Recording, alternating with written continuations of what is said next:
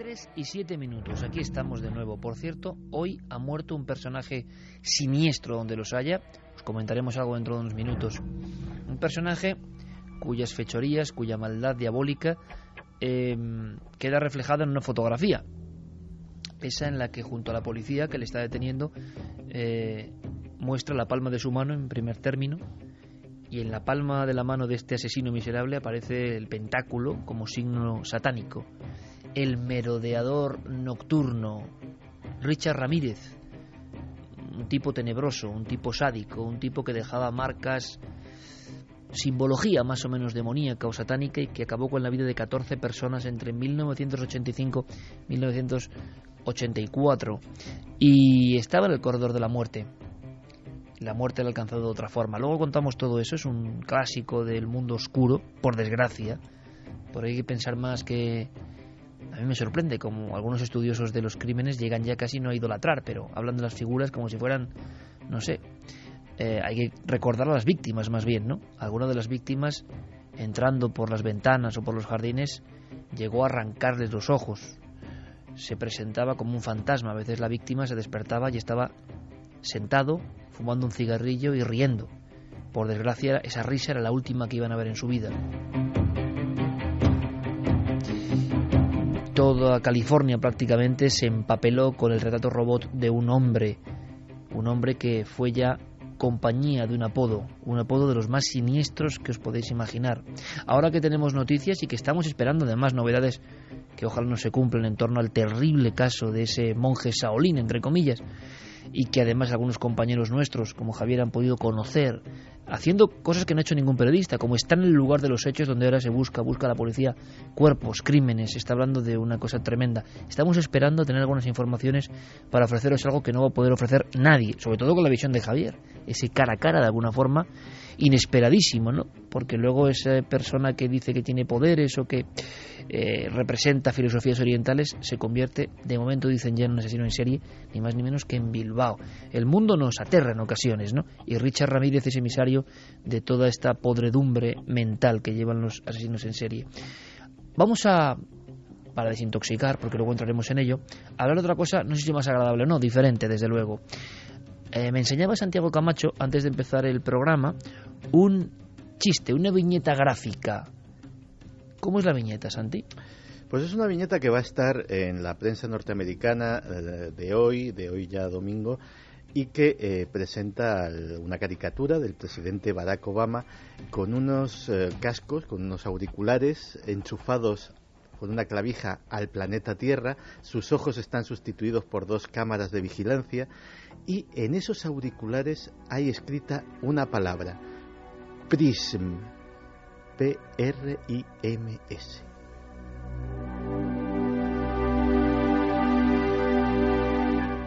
Para la inmensa mayoría, para mí y para, imagino, todos vosotros, una incógnita, un jeroglífico, pero de plena actualidad.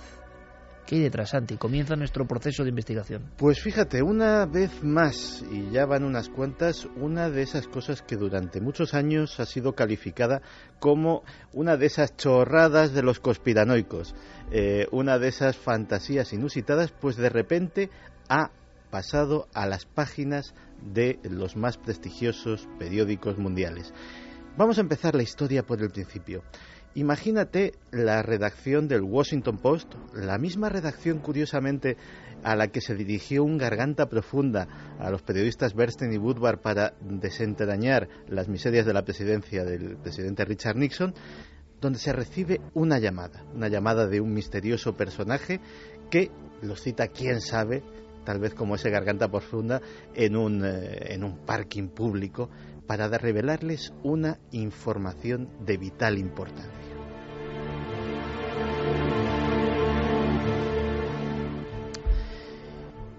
Los periodistas se reúnen con esta persona, que se identifica como un agente, como un funcionario de la Agencia Nacional de Seguridad estadounidense, la mítica NSA. Da todo tipo de credenciales. Los periodistas rigurosamente comprueban esa identidad, no quieren ser engañados, no quieren dar una noticia falsa, y esa persona porta un pendrive, porta una tarjeta de memoria en la cual dice que hay información que quiere revelar porque está literalmente horrorizado con lo que la capacidad tecnológica de la agencia puede hacer para destruir a la gente y la democracia. Esta semana el mayor escándalo de inteligencia de los últimos años, la existencia de un proyecto secreto denominado Prisma, que lleva a cabo la Agencia Nacional de Seguridad. Entre los documentos, porque antes se creía que solamente había un documento, pero los dos periódicos que están a la limón sacando esta noticia, que son el Washington Post y el británico The Guardian, ya hoy han sacado documentación nueva, es decir, parece ser que en la documentación revelada hay más de un documento. Pues el primero de esos documentos era un PowerPoint, de 41 páginas que se utilizaba para el entrenamiento, para el adoctrinamiento, para la enseñanza de los nuevos agentes, en el que se detallaba todo y en qué consistía ese proyecto PRIMS. Es un documento increíble porque estamos hablando de un documento auténtico top secret fechado en abril de este año, es decir, absolutamente reciente y absolutamente actualizado.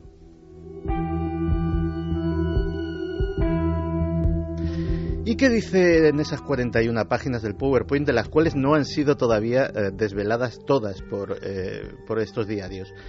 Pues dicen que el proyecto PRISM consiste en el acceso directo por parte de la Agencia Nacional de Seguridad a los datos que almacenan compañías como Microsoft, Yahoo, Google, Facebook, YouTube, Skype o Apple, y que parece ser que sería con el pleno consentimiento de esas compañías. Estamos hablando del mayor escándalo, yo no sé si de espionaje, de control, de seguridad. Poned vosotros el nombre que queráis y a través precisamente de esas redes, Facebook, Twitter, Google Plus o milenio3@cadeleser.com, queremos ya, por favor, opiniones y preguntas para Santiago Camacho, porque lo que está contando, en fin, nos suena a auténtico bombazo. Bueno, ya han salido los ejecutivos máximos de todas estas empresas diciendo que, por supuesto, ellos no tienen absolutamente nada que ver, pero las informaciones no solamente de estos dos diarios, sino del New York Times, que también se ha sumado a esta investigación periodística, afirman que no solamente fueron contactadas las compañías, sino que incluso ha habido importantes compañías tecnológicas como Twitter o como Line que se negaron a facilitar ese acceso. Es más, en una página de ese PowerPoint, que la tengo ahora mismo aquí delante, se dice hasta en qué fecha se pudo acceder a cada compañía. A los datos de Microsoft se accedió en noviembre de 2007. Fue la primera, la que inició el proyecto. Después, en 2008, Yahoo, Google en 2009, también en 2009 Facebook, luego YouTube en 2010, Skype en 2011, América Online también en 2011 y, finalmente, en octubre de 2012, Apple. Hay quien dice que fue justo un año después de la muerte de Steve Jobs que no habría consentido que su compañía colaborase en ese proyecto. ¿Y qué ocurre con el PRISM? Nos investigan, nos vigilan, por eso el chiste de Obama, digamos que conectado a la Tierra. Claro, a través de PRISM los agentes de la NSA tendrían acceso a correo electrónico, chat, todo esto en tiempo real, es decir, no es yo te paso dentro de un... No, correo electrónico, chat, vídeos, fotografías, todo tipo de datos guardados en la nube de esos servicios, voz sobre IPs, llamadas telefónicas, como en el caso de Skype, transferencias de ficheros, videoconferencias, notificaciones de actividad, por ejemplo, si estás poniendo un SMS o y te están vigilando en ese momento, SMS sale en la pantalla de la gente que te está vigilando. Transferencias bancarias, me imagino. Por supuesto, todos los datos que pasen por los servidores de esas compañías.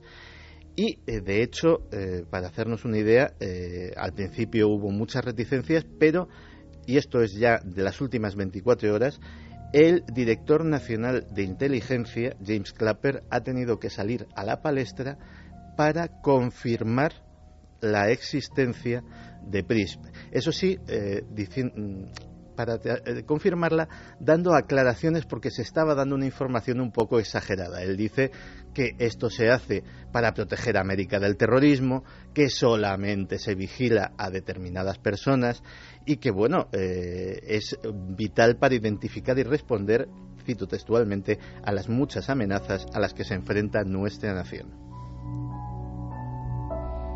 Claro, pero la pregunta, que imagino que ahora Fermín Agustí estará compilando preguntas sobre qué significa todo esto, qué tiene que ver con nuestros ordenadores, nuestras redes sociales, nuestros móviles, porque ya los asuntos de Internet no pueden ser catalogados como asuntos puramente nacionales, ¿no? Imagino que un acceso a servidores te permite luego subterfugios para acabar espiando, si quieres, a todo el mundo. Y una doble pregunta, Santi.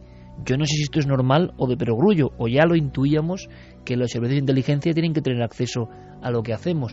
Esto le puede horrorizar a mucha gente, pero ¿somos tan tontos para pensar que los servicios de inteligencia o que tenemos nosotros privacidad en las comunicaciones digitales? ¿Las personas de verdad creéis que en el mundo de lo digital hay esa libertad que nos cuentan? Vamos, creo que tontos no somos ninguno, ¿no?, a esta altura. Fíjate hasta qué punto llega el asunto de que todos hemos visto en las películas de espías la típica escena del interrogatorio, que está el pobre señor que le han pillado haciendo... Con un flexo, mira, como este que tengo aquí. Haciendo algo que no debía, y entonces llega el agente de la CIA o de la NSA con una carpeta y dice: lo sabemos todo sobre ti.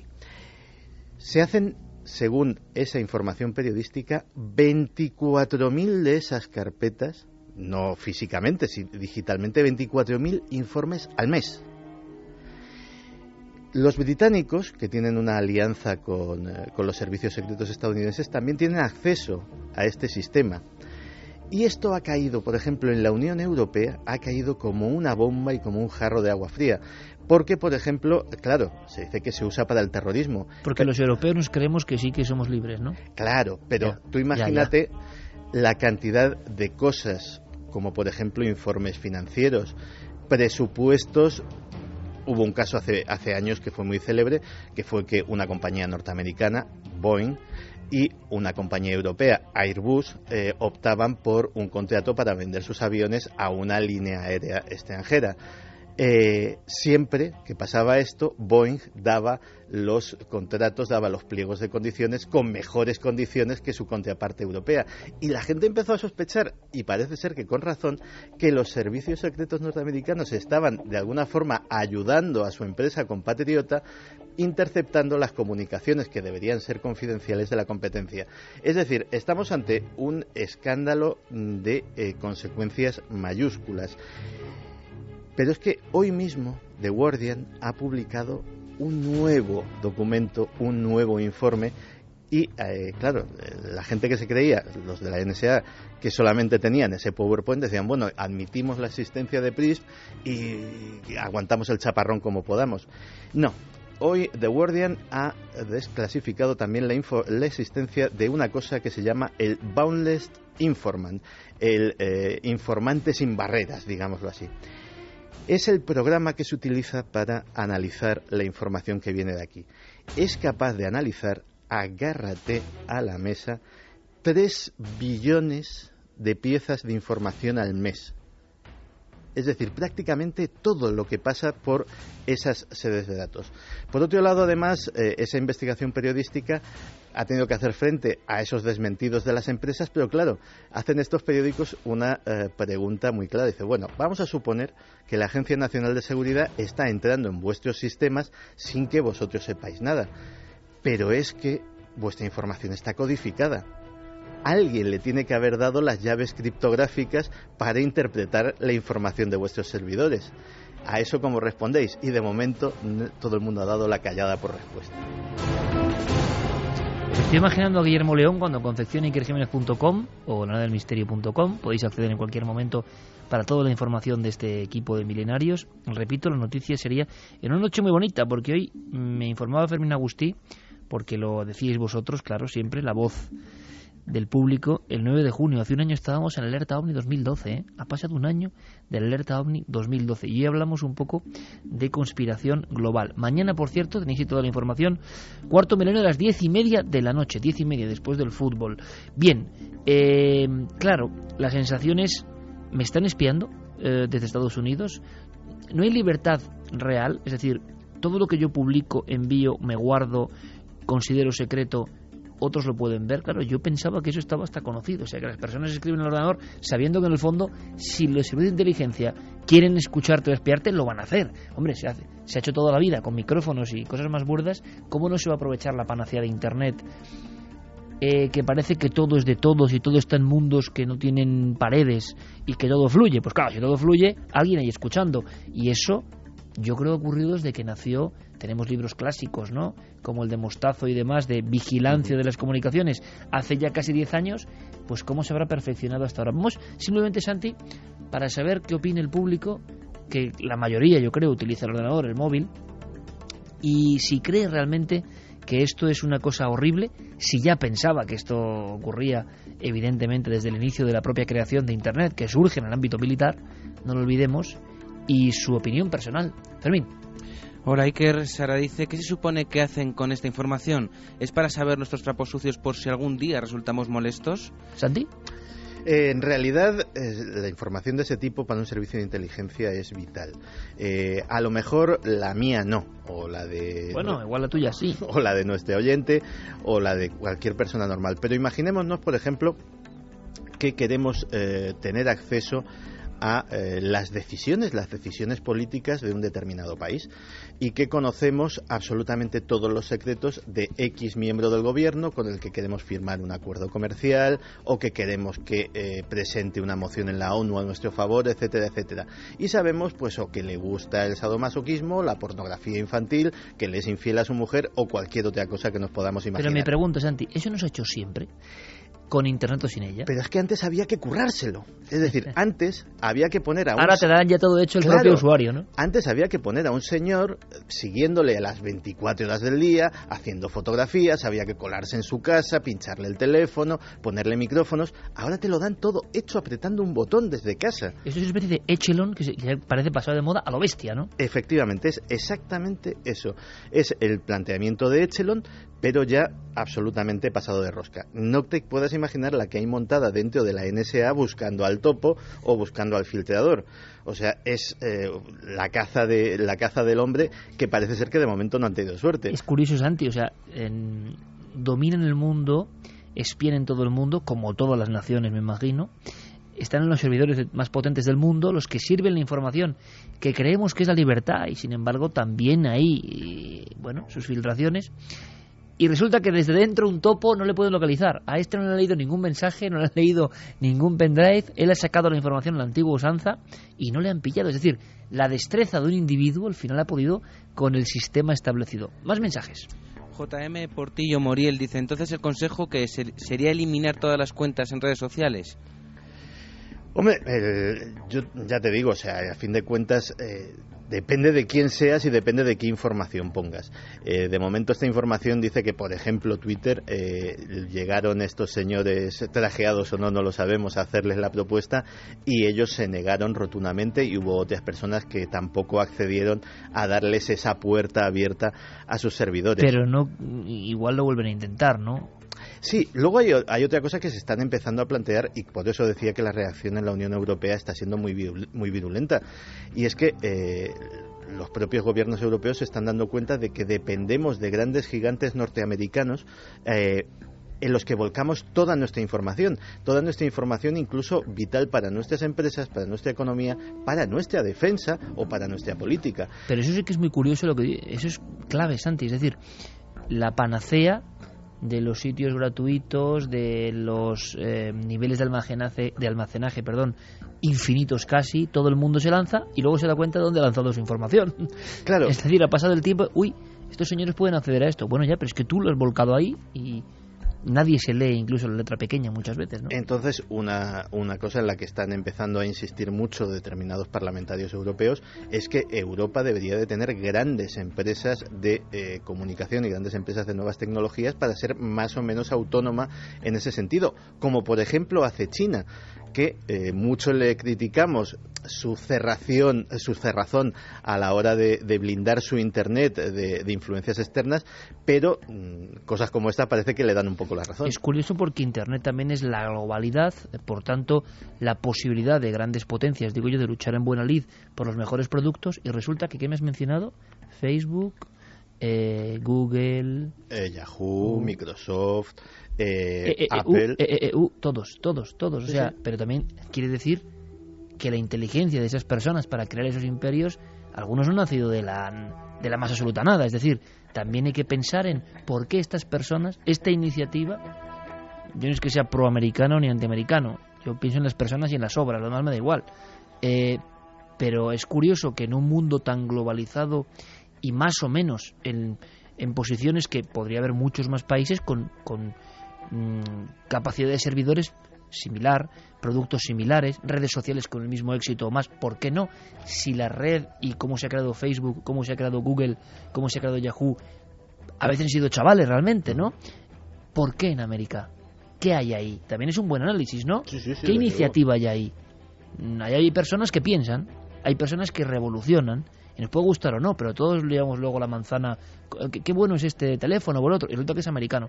Hombre, pues también es digno no solo de atacar, sino de decir, es curioso que el monopolio de algo que parece una libertad total como Internet, resulta que luego sí que es un monopolio de los que han sido más listos, y no creo que en muchos casos, si hemos leído la biografía de Steve Jobs o de el fundador de Facebook o de incluso Bill Gates, no creo que los inicios fueran especialmente ventajosos, ¿no? Y sin embargo, hombre, el Reino Unido ha hecho muchos intentos en la informática de tener grandes compañías, todas al desastre prácticamente, ¿no? Es decir, curioso el análisis de fondo de esta tramoya, ¿no? ¿Por qué después de 15 años de proceso de Internet las ideas americanas son las que han funcionado? También es curioso, ¿verdad? Más preguntas. Perdicas Berre dice, la inteligencia de USA creó las redes sociales para tenernos controlados. Miguel Ángel pregunta, por lo que dice Santiago Camacho, ¿la muerte de Steve Jobs podría incluso haber estado programada por la NSA? Ostras. No, digámoslo así, que los usuarios de Apple, a pesar de todo, y la red de la nube de Apple y su servicio de correo electrónico, sigue siendo muy minoritario si lo comparamos con otros servicios como Google o como Microsoft. Lo que sí es probable es que esa coincidencia en fechas tuviera que ver con lo que decía antes, con una primera negativa de Steve Jobs, y al pasar una nueva gerencia, una nueva dirección, pues que se volviera a hacer la oferta y volvieran a y en este caso tuvieran éxito. Pero estamos hablando en el terreno de la merísima especulación. Insisto que los propios ejecutivos de Apple ya han dicho que ellos ni conocen el tema ni quieren saber de ello, pero ahí están enfrentados con las informaciones periodísticas. Sí quería, como último colofón, hacer una pequeña mención de quién y qué es la NSA, porque claro, estamos hablando de la agencia realmente más secreta del gobierno de los Estados Unidos.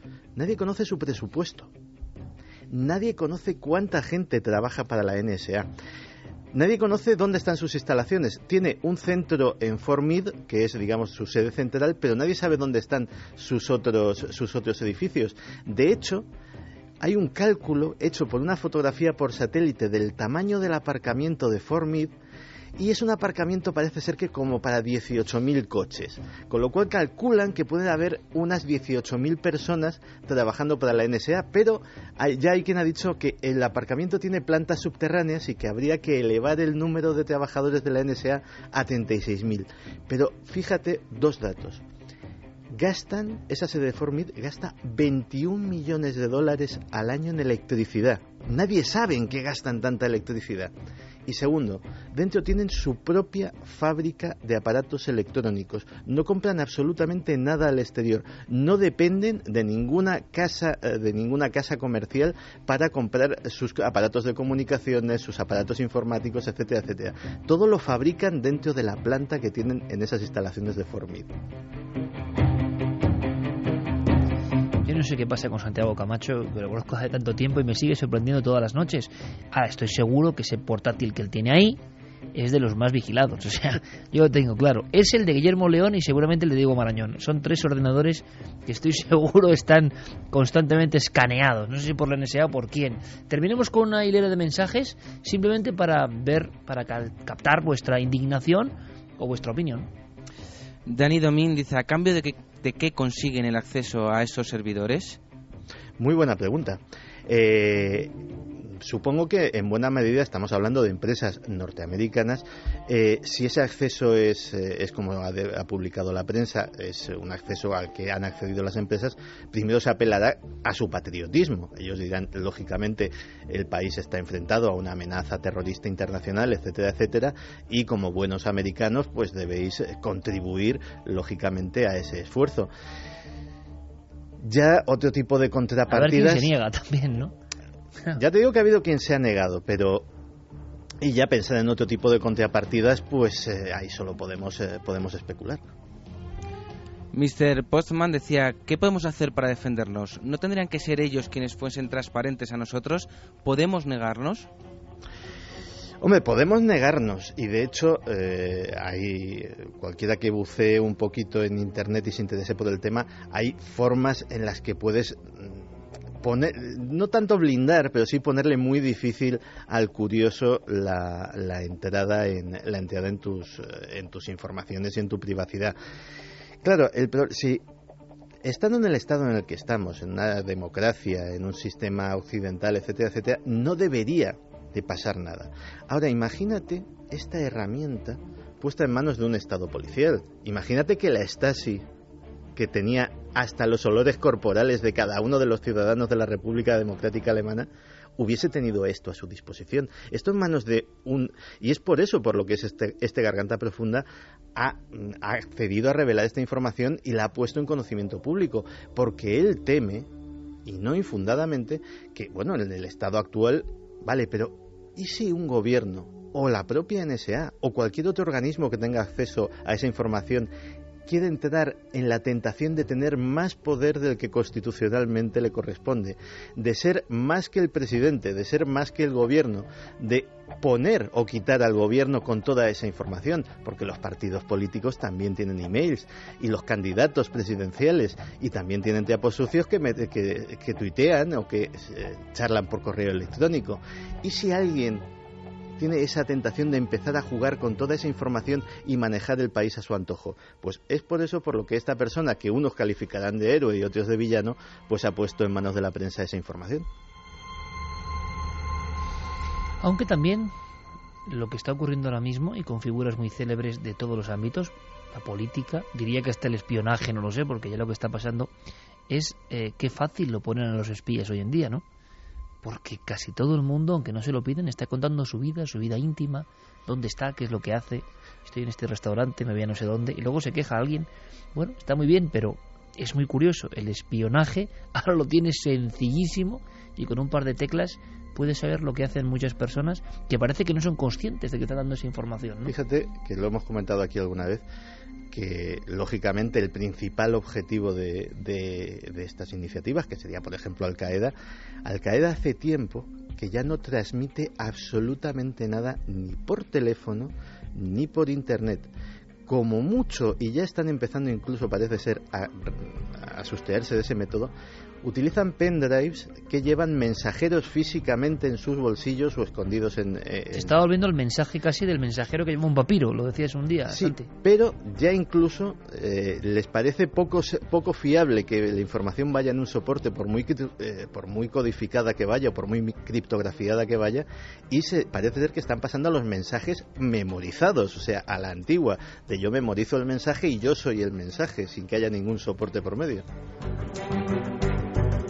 Bueno, información interesantísima como siempre, polémica en todo el mundo, y os lo hemos contado de forma sencilla, que yo creo que es lo difícil, con Santiago Camacho, siempre muy atento a todo lo que está pasando. La gran clave es cuántos periodistas, entre comillas, serios, cuántos sesudos analistas de la información, cuántos tertulianos del ámbito del periodismo más, bueno, digamos de traje y corbata, se reía de estas cosas, de estas en concreto, llamándolas locuras de conspiranoicos. Todo esto no pasa más que la imaginación de cuatro bobalicones que andan diciendo cosas.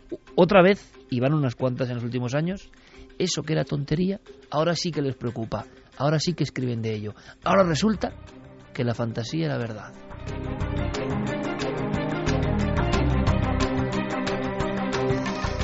Signo de nuestro tiempo. Antes de saludar a Diego Marañón, que está ya en contacto con nosotros, escuchemos una voz realmente tenebrosa, un diálogo en un juicio. ¿Quién eres? Un tipo, solo soy un tipo. Los asesinos en serie hacemos a pequeña escala lo que los gobiernos hacen a gran escala. Admite ser un ser malvado, Richard. Todos somos malvados de una u otra forma, ¿no crees? Te estoy preguntando a ti. Sí, yo soy el mal. El mal, el demonio, el maligno.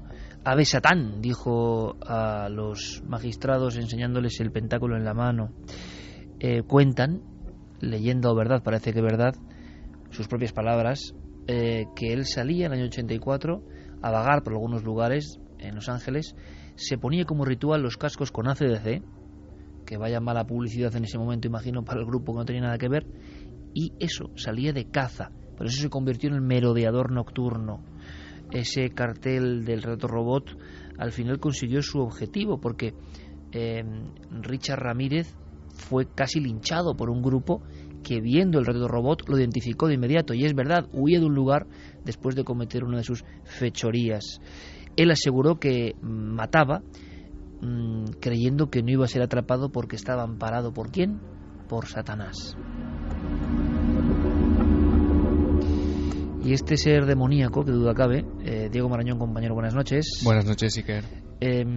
Ha caído, más bien ha muerto, parece que de muerte natural en el corredor. Efectivamente, Richard Ramírez, acusado de 14 asesinatos, 5 intentos de asesinato, 9 violaciones, 3 de ellas a menores, 5 robos, 14 allanamientos de morada y hasta 2 secuestros. Él incluso solía secuestrar a niños para abandonarlos a cientos de kilómetros de su casa solo por el placer que le provocaba verles sufrir, ¿no? De esa manera. Bueno, Richard Ramírez, como dices, se ha apodado el merodeador nocturno. Moría ayer, aquejado de una enfermedad hepática de la que tampoco han trascendido muchos detalles. Se sabe que ha muerto en la cárcel donde desde el año 1989 y tras 4 días de liberaciones esperaba una fecha, ¿no? Una fecha que llevara a cabo esa sentencia que le condenaba a pena de muerte. En Richard Ramírez, ahora estoy seguro, no lo recomiendo, sinceramente no lo recomiendo a estas horas de la noche. Se puede acceder rápidamente a través de esos servidores de los que nos hablaba Santiago Camacho. Está su cara, su rostro, es un icono del miedo de los 80, ¿no? Cuentan que incluso el incremento de venta de armas, de municiones en todo el condado de Los Ángeles se incrementó porque además era como una sombra, o sea, tenía una facilidad tremenda para penetrar en casas unifamiliares, para saltar las verjas, para meterse, y además era de un sadismo espantoso, era un ser maligno, un ser que yo no sé qué tiene de humano este ser, pero así era. Lo alucinante es que llegó a tener fans, que a mí esto sí que me parece una especie de coletazo extrañísimo de la maldad humana, ¿no? Como alguien que ha hecho los peores crímenes le salen admiradores, es algo increíble, le escriben cartas, el rostro era anguloso, el rostro era desaliñado, se hablaba de una dentadura completamente destruida y de un hedor que producía su aliento, y que realmente era algo que dejó marcada a la cantidad tremenda de personas que, por fortuna, algunas no murieron, pero fueron atacadas y a punto de morir con este hombre que, lo más inquietante, ¿no? Era un visitante de dormitorio en el sentido de que uno se despertaba y lo veía sentado. Había 2 o 3 casos de mujeres que se despertaron y lo vieron sonriente, sentado en la penumbra, esperando a cometer su fechoría. Conexión con el satanismo. No sé si ha quedado claro del todo. Se ha hablado de un intento de hacerse pasar por enloquecido, guiado por abogados, que es ya el demasíe total ante criaturas de semejante pelaje, que todavía los abogados intenten, ¿no?, que haya un tipo de salida o de mitigar su pena. Y hay quien duda, entre los estudiosos, de si realmente creía en ese satanismo o fue una especie como de cobertura judicial para hacerle pasar por enajenado, Diego. Bueno, él había empezado su actividad criminal, Iker, mucho más temprano que todo eso. A los 9 años había comenzado a robar. Luego, durante su infancia y juventud en Los Ángeles, se dedicó a matar a personas de una manera bastante indiscriminada. Le daba igual el sexo, la raza, la edad. Y como tú dices, sobre todo entre los años 1984 y 1985 es cuando ese componente satánico entra en escena, porque a partir de entonces sus víctimas son agredidas, como tú también decías, mientras dormían. Algunas tiroteadas, otras golpeadas, acuchilladas algunas, a una de ellas le arrancó los ojos, e incluso él mismo jugaba con ese componente satánico. Había entrevistas en las que él decía que no tenían nada que decir y que no podía aportar nada sobre satanismo porque realmente sabía muy poco, pero también es cierto que Ramírez, que como decimos moría ayer, se había declarado en bastantes ocasiones adorador del diablo y en una de esas audiencias judiciales a las que se enfrentó enseñó él mismo un pentagrama que se había dibujado en la palma de la mano, gritando prácticamente ante el tribunal que le estaba juzgando: Ave Satán. Una de las figuras más sombrías, sin duda, del siglo XX, en Estados Unidos provoca un pánico tremendo, es el asesino desorganizado que nadie sabe a quién va a atacar ni de qué forma, y luego ese otro factor alucinante. Yo creo que se casó en la cárcel, si no me equivoco, años después, y que tenía su legión de admiradoras.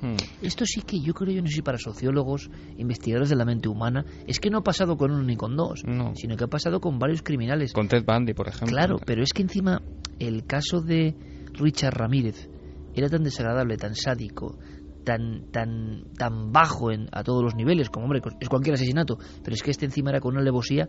¿Cómo es posible que eso genere admiración por parte de fans de este tipo, que incluso se acumulan a la salida de la cárcel en los años 86-87? ¿Cómo es posible? El público americano y mundial se quedó traumatizado también por esta especie de redoble inesperado de la historia, ¿no?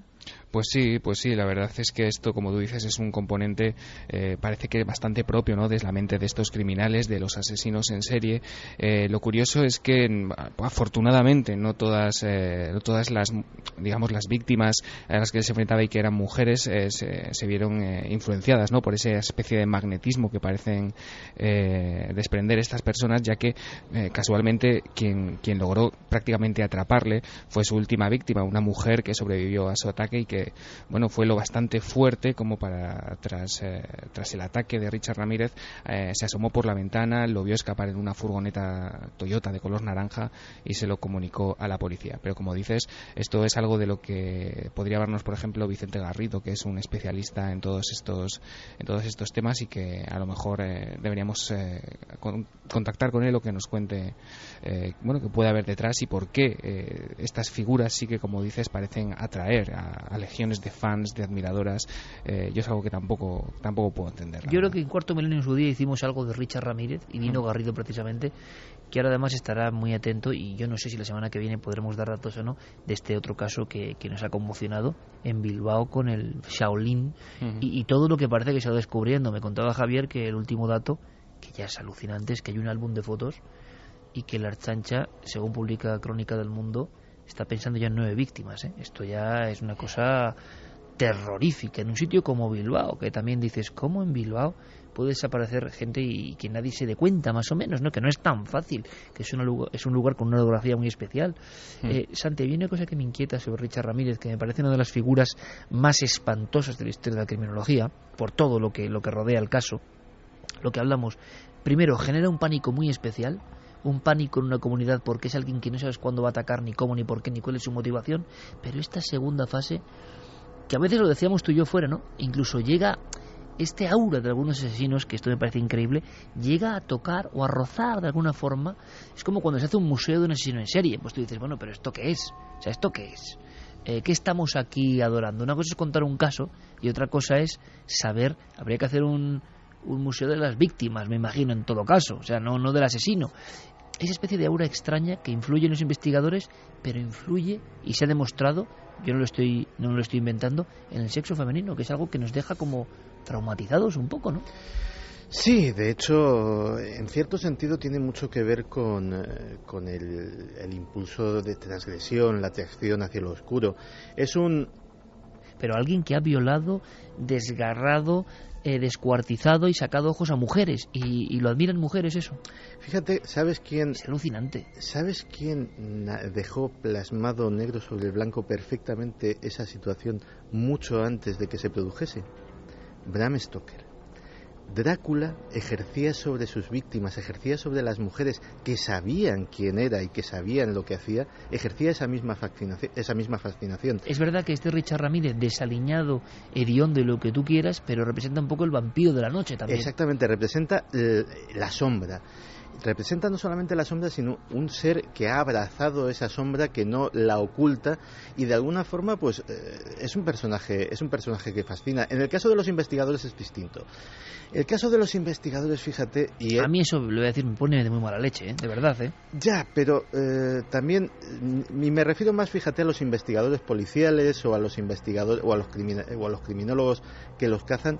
En el fondo tienes que ponerte en el papel del monstruo para cazar al monstruo, y en cierto sentido, pues sobre todo eso en el campo policial, en el que sobre todo en Estados Unidos están mucho tiempo persiguiendo a un determinado asesino en serie, que se convierte aquello en una especie de enorme partida de ajedrez, pues al final, digámoslo así, también todas las profesiones hacen callo, y terminas pensando como piensan los generales del general enemigo, de es mi enemigo, pero a veces le admiro por lo, digámoslo así, por la habilidad que tiene para eludirme o por la habilidad que tiene para ocultarse.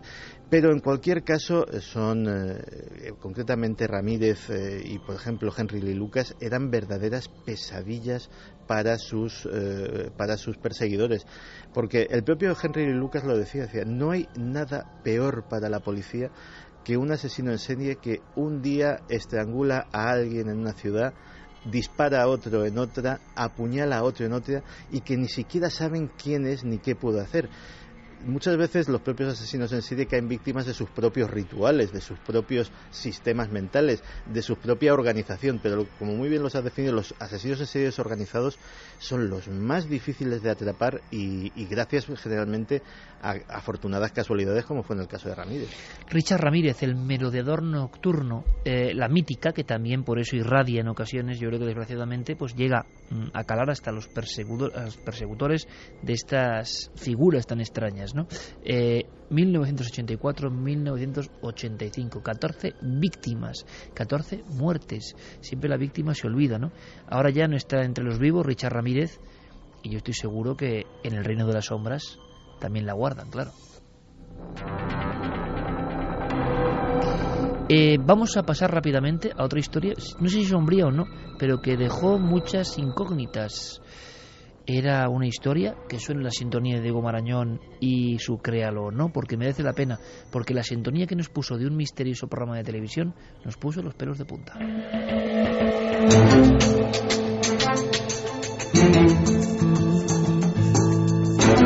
La historia resumida, Diego, era una extrañísima emisión, y además tenemos unos datos porque Noel va a hacer su apuesta a posteriori, después de ver la encuesta y lo que han votado los oyentes de Milenio 3. Sí, contábamos la historia de Candle Cove, un supuesto formato televisivo que había marcado a una generación de niños que realmente no sabían muy bien qué es lo que estaban viendo. Se hablaba de un show de marionetas ambientado en una cueva de piratas, que al final parece ser que eran ellos mismos los únicos que podían verlo, sus padres o sus madres, mientras estos niños estaban con los ojos clavados frente a la pantalla del televisor. Estos adultos solamente veían estática.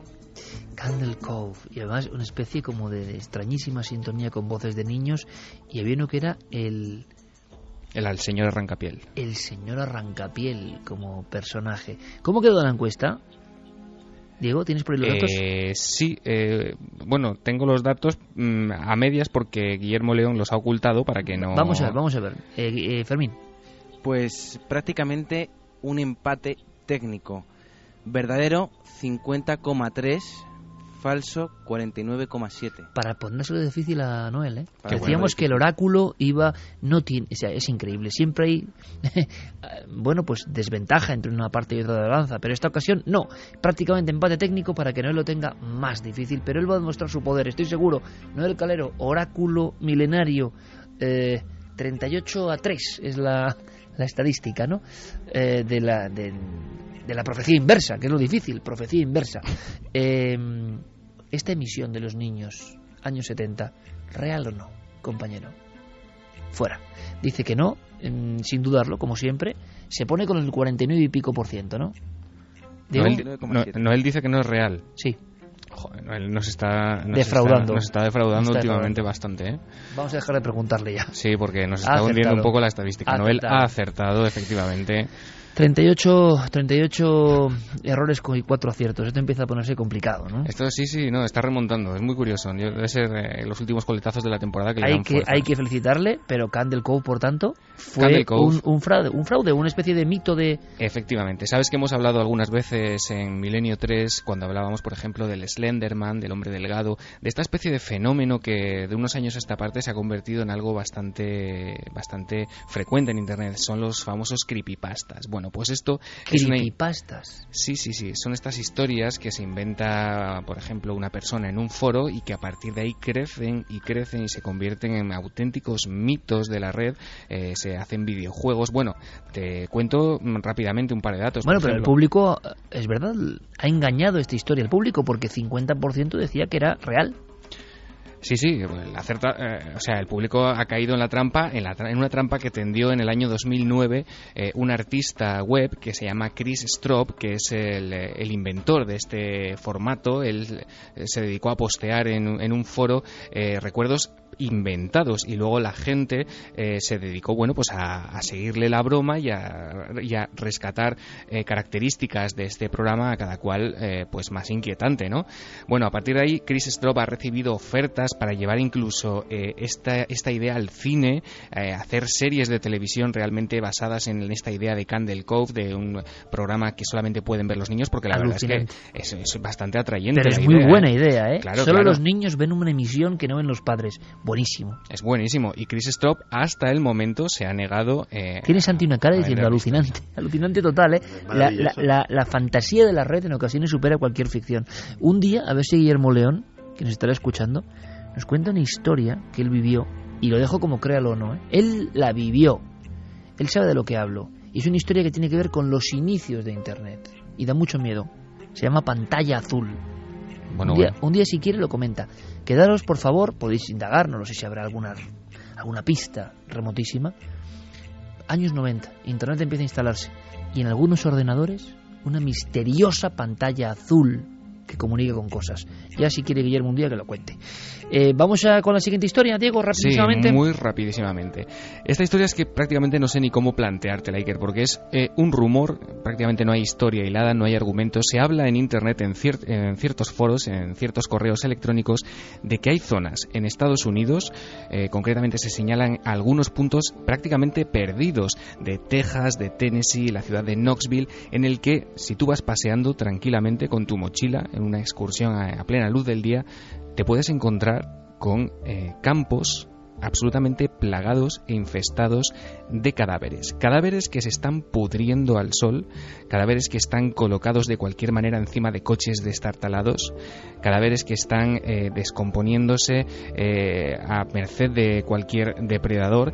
Y lo curioso es que estos lugares que están perdidos, que aparecen sorpresivamente al paso del caminante, son perfectamente conocidos por las autoridades y no hay nadie que le ponga freno. Granjas de cadáveres. Campos de sangre. No el Calero. Que no, que imposible. Así de rotundo, es que, vamos, ni una fracción de segundo. Diego Marañón, mañana te veo en Cuarto Milenio. Amigo, a las 10:30. Un poco antes, sí. ¿Vale? Allí nos vemos. Un abrazo. Un placer. Ocurría que el hombre y la naturaleza se fundían. Cuentan que desde entonces quedan elementos arquetípicos, es decir, compartidos por diferentes culturas en el mundo. La del hombre bestia, la del hombre mitad animal, y muchas veces, y no deja de ser un misterio, en diferentes parámetros, continentes, épocas, la mezcla de un felino poderoso y de un chamán. Los hombres jaguar de Centroamérica o de Sudamérica, los hombres leopardo de África, la unión de la precisión de la madre naturaleza, de su fuerza, de su agilidad, de su rapidez, de su mordisco letal y el poder del hombre. Cuando el hombre viajaba a los otros mundos, cuando el hombre hablaba directamente cara a cara con los dioses, cuando el hombre a través de sueños, de trances y de esa capacidad perdida y remota se enfrentaba al otro lado, a veces era investido con el poder sagrado de la madre que nos parió a todos, la naturaleza. Y entonces, en las más antiguas representaciones pictóricas aparece eso: un hombre con unas pieles, con la visión absolutamente alejada del misterio, un hombre que intenta atraer presas. Con lo que hemos ido conociendo en el tiempo, no. Los hombres mitad felinos, mitad humanos, los que han dado un paso más. Y de esos hablamos esta noche.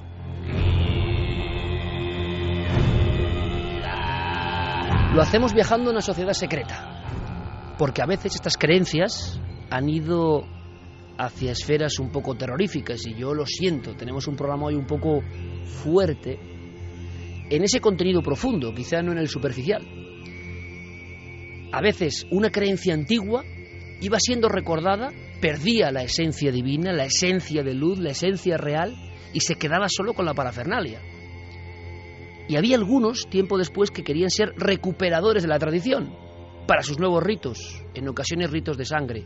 Nos parece muy raro que los primitivos chamanes y los seres de luz de la antigüedad quisieran sangre, ni mucho menos. Ellos solo eran viajeros, argonautas de otra realidad. Pero los sucesores sí que llegaron, intentando perseguir lo mismo, al crimen. El caso que viene a contarnos Santiago Camacho en su archivo único, Sociedades Secretas del Mundo, es sorprendente. Hace 2 semanas, los clubs del fuego infernal, plena Europa, revolución industrial, ha elegido, como debe ser, un capítulo que es irse a las antípodas. Durante siglos, una secta de asesinos provista de afilados cuchillos y garras que imitaban a las de los felinos, asesinaba impunemente por las noches. Luego, en atroces ceremonias, devoraban la carne y bebían la sangre de sus víctimas. Algunas partes de los cuerpos eran cuidadosamente seleccionadas para extraer la morfina, un poderoso elixir que, según ellos, les proporcionaba los poderes sobrehumanos del leopardo, como visión nocturna y una fuerza descomunal. Cada noche, prescrita por el ritual, se elegía a uno de los miembros para ser el Bati Yeli, el que albergaría en su ser el espíritu del leopardo. Se le ataviaba con pieles y se le equipaba con la máscara del felino. Sus manos eran armadas con afiladas garras.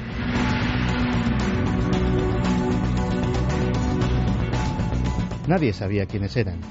Cualquiera podía ser uno de ellos, y cualquiera, por cualquier ofensa, por cualquier deuda, por la más pequeña disputa, podía caer bajo las garras del leopardo.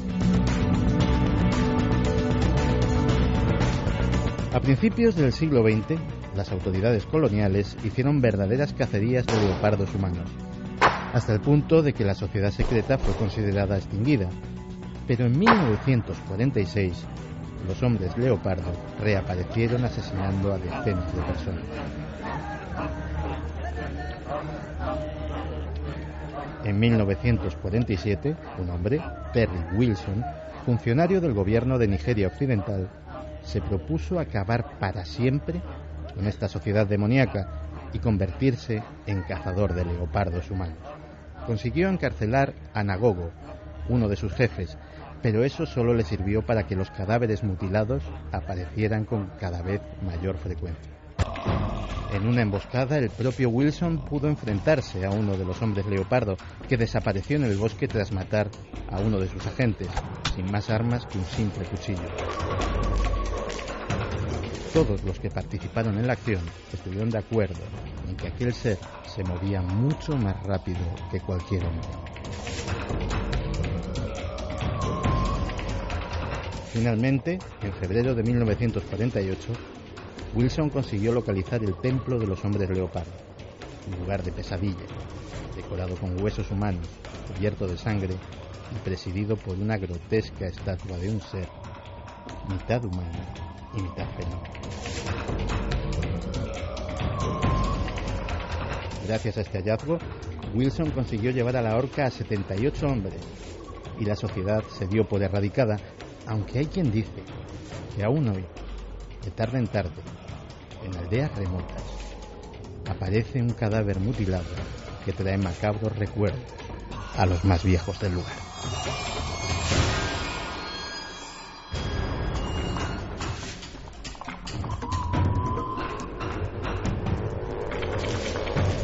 Los hombres leopardo, y no es ficción, existieron. No es ficción y además no es un caso único en África. Los hombres leopardo tuvieron su reflejo, por ejemplo, en los hombres león de Tanganica o en los hombres cocodrilo en Liberia. Hubo incluso hombres jabalí. Todos ellos eran como una especie de licántropos. Ellos se imbuían del espíritu del animal al que querían imitar y cometían asesinatos rituales en busca también no solamente del simple asesinato, sino de elaborar esa poción mágica cuya composición a día de hoy es absolutamente secreta, esa morfina que se extraía de los cadáveres. Concretamente se extraían para su elaboración órganos genitales de hombres y mujeres, pechos, lenguas, orejas, manos, pies, sangre, ojos y narices. Esas eran las sustancias que Nos se recuerda un poco esto, Santi, Javi, Carmen, quizá los oyentes también, al famoso muti de los albinos, ¿no?, de determinados países de África, que con una composición no del todo clara, pero con algunas partes desmembradas, se genera esa especie de elixir fundamental ¿para qué? Pues para sanar, para trances. Sí, es con la sangre además de los mutis y con algunas partes mutiladas, por eso son tan perseguidos en África estos negros albinos. La verdad es que esos rituales se siguen llevando a cabo. Es más, han resurgido. Sí, cada vez además, no solo por parte de las tribus que ya sabían, sino de los turistas que se van interesando en obtener también esos poderes del animal, porque pues se está empezando a comentar la información de gente que quiere vivir esos rituales desde dentro, que dicen que son pagan para que asesinen a esos negros albinos y poder así obtener también en cierta forma el poder que se cree que tienen ellos. Y bueno, los últimos herederos de todo esto fue en la época de la descolonización, cuando los pueblos del África Negra pues luchaban por su independencia, un grupo que sobre todo se afincó en Kenia, que era el Mau Mau.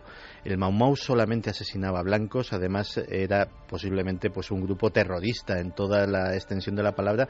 ¿Por qué lo digo? Porque los asesinatos del Mau Mau se caracterizaban por ser de un ensañamiento absoluto. Querían despertar el terror con esos cadáveres mutilados, con esos restos esparcidos por los pueblos y hacer que los blancos quisieran huir de esos países.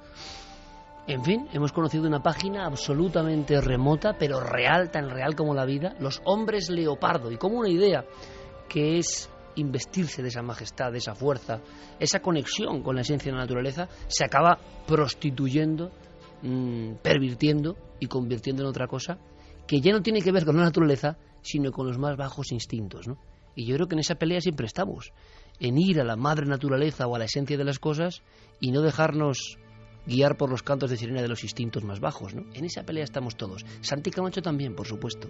Santi, mañana te veo en la tele. Claro que sí. Un abrazo muy grande, compañero. Hasta mañana. Gracias por todo. Nosotros continúa nuestro viaje.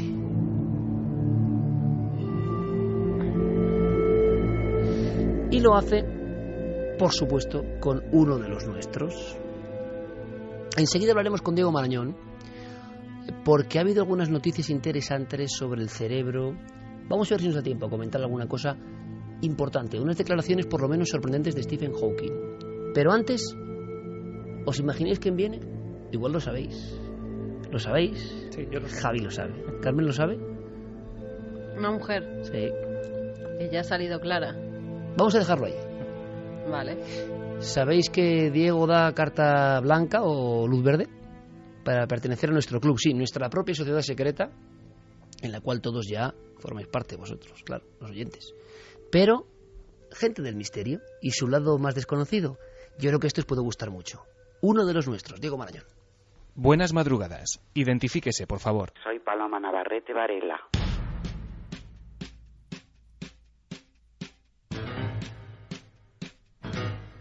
Doña Paloma Navarrete, psicóloga y farmacéutica, y vidente. Para guardar las distancias, tú aquí y yo aquí. Predijo, si mal no recuerdo, entre otros acontecimientos, la guerra de las Malvinas. La primera vez que veo un fantasma, pues es un fantasma al que no conozco de nada, que no es nadie de la familia, ni un muerto reciente, ni... No. Ahí hay muertos, porque yo los estaba viendo. Yo decía, están ahí y están como asomados y muy enfadados. ¿Qué le pasa al aparatito, oye? Yo me sigo asustando, admirando y asombrando de las cosas que yo digo. ¿Eligió usted al misterio o el misterio la eligió a usted? El misterio me eligió a mí. ¿En qué ocasión lo ha sentido más cerca? Yo llevo entrando y saliendo del misterio 30 años, así que lo tengo bastante cerca. ¿Cuál es su enigma predilecto? El de los universos paralelos.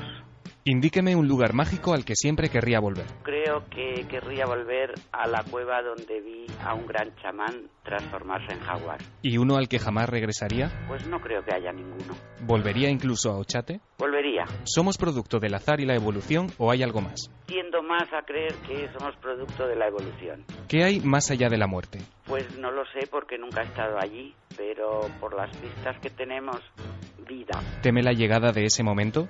No. ¿Supersticiosa? No. Pasó 3 años de su vida en Guatemala.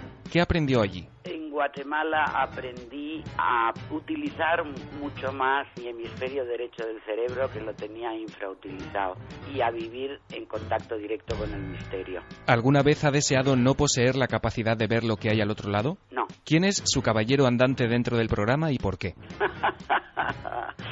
Bueno, ya tengo más de uno, pero mi caballero andante es Javier Pérez Campos, porque con él he vivido aventuras francamente estimulantes y porque además me cuida mucho. Es usted sensitiva, pero le aterran las psicofonías. ¿Por qué? No, no me aterran las psicofonías, me inquietan las psicofonías. Y no te puedo dar una razón, si quieres es irracional. Gracias. Navarrete, ni más ni menos. Un personaje con mucho trasfondo y que creo que ha dejado algunas perlas maravillosas en esta brevísima entrevista. Una mujer muy rápida, de reflejos audaces, con un bagaje cultural impresionante, porque quizá muchas personas tengan la visión de Paloma, no sé, más de acción, ¿no? De cuando va a un sitio, ve cosas, pero yo he notado varias respuestas que demuestran que hay mucho fondo. Mucho fondo, mucha historia, mucha investigación. Llama la atención siempre de Paloma, compañeros, el hecho de esa dualidad, ¿no? Una mente, un alma, con ese lado que es el que nos puede interesar más, ¿no? Pero creo que los dos son apasionantes. Científico pragmático, por vocación, por aprendizaje, por carrera, farmacéutica, licenciada en psicología, y luego de repente su otro yo es pura sensitividad, ve cosas como el que ve pasear a gente normal, sexto sentido puro y duro. No me extraña, no sé si os extraña, que sea uno de los personajes más solicitados, ¿no? Más característicos de esta gran familia milenaria. No, a mí no me extraña, lo que pasa que en este país, si eres científico, y si eres vidente, te tienes que dedicar a echar las cartas en un canal a las tantas de la mañana. No se pueden tener las dos cosas juntas, y es que la videncia, cuando es videncia de verdad, no se elige. Esa persona, desde pequeña, tiene ciertas sensaciones y ve cosas que otros a lo mejor no podemos captar, no podemos ver. Eso no impide que tenga una formación científica como la tiene. Es doctora en farmacia y es psicóloga. Caballero andante. Bueno, y quizá por eso además el personaje de Paloma Navarrete interesa y a la gente la aprecia tanto, porque no es el personaje característico que estamos acostumbrados a ver en un vidente o en una vidente. No es esa persona cantamañanas por lo general que dice generalidades, banalidades, a veces acierta y otras no. Yo las veces que he ido con Paloma, y eso a mí me ha dejado sorprendidísimo, la primera vez que la conocí fue en Belchite, después de esa experiencia que fue para mí un auténtico bautismo de fuego. Y creo que para ella fue, para ti fue tremendo. Totalmente. Y para ella fue uno de esos momentos rozando el miedo, ¿eh? Y mira, una de las cosas que dicen muchísimo de Paloma, yo me acuerdo cuando estaba en ese periodo de investigación de los alfaques, casi en la etapa final, en la recta final, cuando decido acudir, volver al lugar con varios testigos, se me ocurre que hay que llevar a Paloma Navarrete, que era la idea perfecta. Y yo la llamo un poco receloso, no sabía muy bien lo que me iba a decir. Estábamos casi a la semana anterior a la Semana Santa, y yo le propongo que en unos días, cuando ella eligiera, cuando le viniera mejor, volver a los alfaques. Y ella... A cambio de nada. A cambio de nada, de absolutamente nada. A veces hay que dejarlo claro, ¿no? Y permíteme que te corte nada un segundo, Javi, porque además quiero que tú nos cuentes algunas escenas, y puede ser bonito, creo que es un personaje que lo merece, todos lo merecen, pero contar algunas vivencias que hemos tenido, que es lo que puede interesar a los oyentes. Pero a veces cuando hay una visión lejana, ¿no?, de lo que es la televisión, lo que cuenta alguna gente, las barbaridades, que si se gana, que si no se gana, que todo es por la fama... Y luego hay un trasfondo de gente que de verdad puedes contar con ella hasta en el fin del mundo. Sí. Te puede gustar más, menos, creer más, eso da igual. Hay algún tipo de personas que puedes contar con ellos, aunque sean ya figuras muy reconocidas en su ámbito. Absolutamente, y este es uno de esos casos, porque yo estaba acostumbrado, tenía confianza con ella, habíamos vivido pues 1000 aventuras, como ella dice, en investigaciones para Cuarto Milenio, pero esto era otra cosa, esto era algo ajeno al programa, algo que yo hacía porque quería ir un paso más allá y yo no sabía si ella iba a aceptar o no. Además, como te digo, estábamos a un paso de Semana Santa, cuando la gente por lo general quiere desconectar, marcharse a otro sitio, y ella me dijo que sí inmediatamente. Cerramos además para un domingo de resurrección, un momento además clave, y por la mañana bien temprano nos fuimos los dos a Tarragona, al camping Los Alfaques, para ver qué ocurría. Y ella vino, como digo, sin ningún tipo de interés más allá del personal, ¿no? De vivir pues esa historia que estábamos pues inmersos en ella. Hay una escena que yo creo que es marcante, ¿no? en ese día de Los Alfaques, ¿no? Hay una escena que 2 testigos además terminan emocionados. Esas imágenes no se han visto en Cuarto Milenio, pero son tremendas, que es cuando Paloma llega allí. Para empezar, empieza a dar datos tremendos de gente que se ha ahogado allí, datos que no se habían ofrecido en grandes medios de comunicación, que se conocían a pequeña escala por gente de la zona. Llega un punto donde ella empieza a ver cosas y, sobre todo, lo que nos deja a todos sorprendidísimos es cuando llega una pineda muy alejada, enfrente del camping, donde los periodistas del País, por ejemplo, hablaban de niños jugando al escondite, donde tantos testigos han visto esas cosas, y Paloma dice ver a una niña pequeña, rubia, de ojos azules, con un vestidito corto, que es la niña, ella no lo sabía, pero que habían visto gente muy importante de la zona, como esa política de Barcelona. Marañón, compañero, buenas noches. Muy buenas noches, Iker, ¿qué tal? Creo que Paloma ha sido uno de los personajes más reivindicados, ¿no?, por la audiencia, y yo creo que es normal viendo las respuestas. Sí, es normal. Me estaba acordando de cuando la semana pasada tú reivindicabas también de alguna manera el uso de ese hemisferio derecho. Ella ha hecho también hincapié en esa parte de nuestro cerebro tan desconocida, y también pues justo veníamos de hablar de hombres jaguar, y ella pues nos contaba también esa experiencia, ¿no?, en la que en Guatemala vio a su chamán, al hombre que la enseñó a ver esa otra realidad, también convertirse en un jaguar. Coincidencias, simplemente. A mí, Paloma, de verdad hubo un momento en que realmente me impresionó. Yo tenía un concepto siempre lejano, ¿no?, de estas personas que ven, pero por supuesto no desconfío. Hay muchos tipos de personas que ven, ¿no? Es más, a veces creo y pienso que mujeres y hombres, sobre todo mujeres, que se meten en el ámbito de adivinar, que yo muchas veces he cargado contra ellas, porque evidentemente en la inmensa mayoría de casos solo hay un interés económico, ¿no? Pero cada vez voy pensando que en algunos casos es la única forma que tienen algunas personas, o que han derivado por ahí, aunque no casa mucho eso, ¿no?, de la evidencia y cobrar por un tema como tan sagrado. Pero es verdad que hay personas que tienen esa capacidad, que les acompaña, que a veces les atormenta, que depende cómo sea tu lugar de nacimiento, cultural, familiar, cómo llevas eso. Y tú estás viendo eso. O te meten en el psiquiátrico, o cómo explicas que hay un niño cruzando la carretera vestido de ropa antigua y no hay nadie. Pero conforme vas analizando casos como el de Paloma u otros, te das cuenta de que hay personas que son capaces de ver esas otras capas de la realidad, y que ha sido así desde la antigüedad. ¿Cómo vehiculizas eso en el siglo XXI? ¿Dónde te metes? ¿A qué academia vas? ¿A quién preguntas? Y habrá personas que hayan acabado en ese ámbito, que evidentemente es un ámbito como una gran esfera, donde la mayoría, ya lo sabemos, sinvergüenzas, estafadores, pero yo mismo, contradiciéndome, pienso que atacando en general, ¿no?, a este mundo, quizá haya personas, y a veces las hay, que tienen sensibilidad. Algunas las han perdido, algunas han prostituido la facultad, pero no sé, personas que pueden ver cosas, luego a diferentes niveles, sombras o personas que dan un mensaje perfectamente acabado.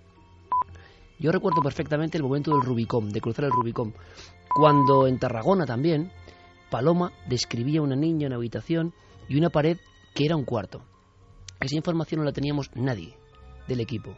Y lo mismo, el público puede pensar, la televisión, y es más, estamos acostumbrados a una televisión y a un tipo de televisión donde se monta, se especula.